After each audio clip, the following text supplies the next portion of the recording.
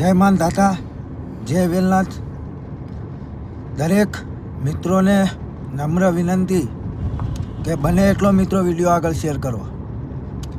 હર્ષ સંઘવી એવું કહેતા હોય છે કે કોઈ પણ ચમરબંધીને છોડવામાં નહીં આવે, પણ ખરેખર કોળી કે ઠાકોર સમાજ સાથે જો અન્યાય થશે તો એને પકડવામાં આવશે કે નહીં આવે એ પણ હર્ષ સંઘવીને જવાબ આપવો પડશે.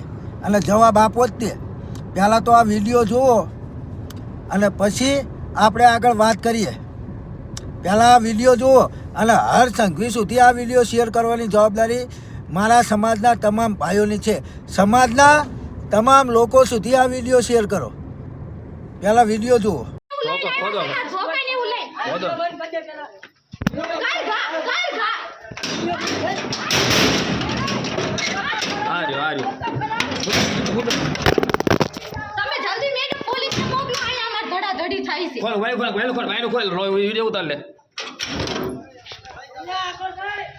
હાલો મેડમ, જલ્દી પોલીસને મોકલો તમે.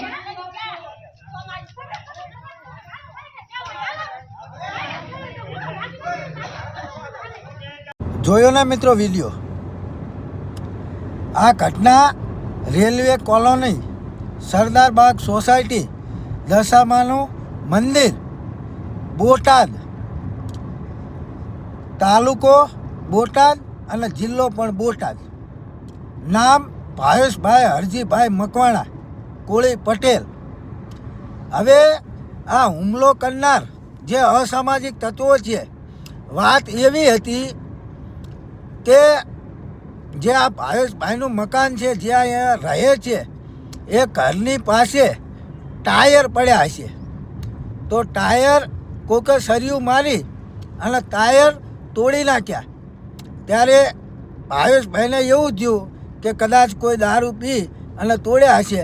તો એમને જે પણ વ્યક્તિ દારૂ પીતા હતા એમને પૂછ્યું કે ભાઈ તમે તોડ્યા છે કે નહીં?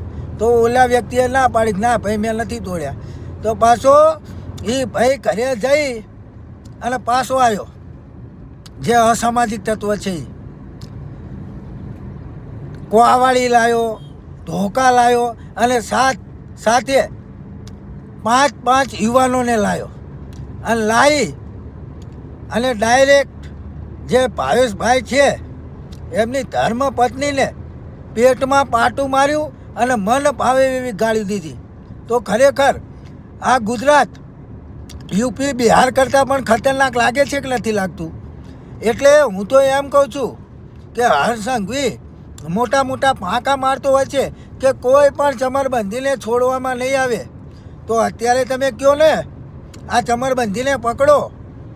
અને ખરેખર જ્યારે પોલીસ સ્ટેશનની અંદર કેસ દાખલ કરવા માટે જાય, એફઆઈઆર દાખલ કરવા માટે જાય, ત્યારે પરિવારને કાંઈક ને કાંઈક ગોટાળે ચડાવે.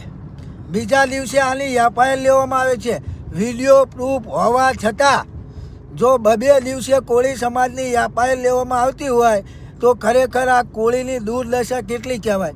અને એ પણ જ્યારે કોળી સમાજનો એક આગેવાન ફોન કરે ને ત્યારે એની એફઆઈઆર લેવામાં આવે છે.